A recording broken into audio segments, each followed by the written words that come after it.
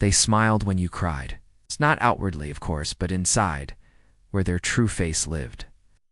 They wore the mask of concern, said all the right things, offered a shoulder, even cried with you sometimes.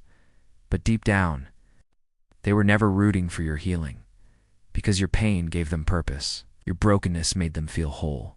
And as long as you were crawling, they got to stand tall. They didn't help you because they cared.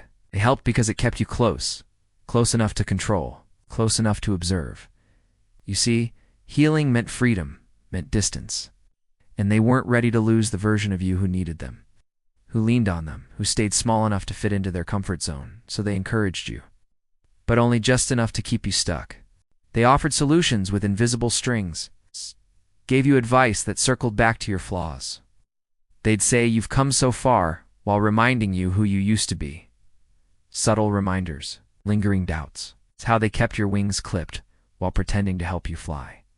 And if you ever showed signs of real growth, real independence, they'd shift. The support would turn cold. The empathy, passive. Suddenly your progress felt like betrayal. Your self-love looked like selfishness to them, because they were never invested in your healing, just in your dependence. They needed you to stay broken, not out of malice, but out of fear. Because if you rose, they'd be left behind. If you healed, you'd outgrow them.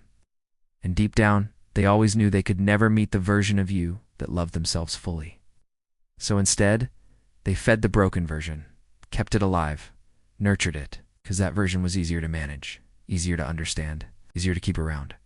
But here is the truth no one wants to say out loud. Not everyone who walks with you wants you to walk away stronger. Some just want front row seats to your weakness so they can feel strong by comparison. They call it care. They call it friendship. They even call it love. But it's none of those things. It's control. It's fear. It's quiet sabotage with a smile on its face.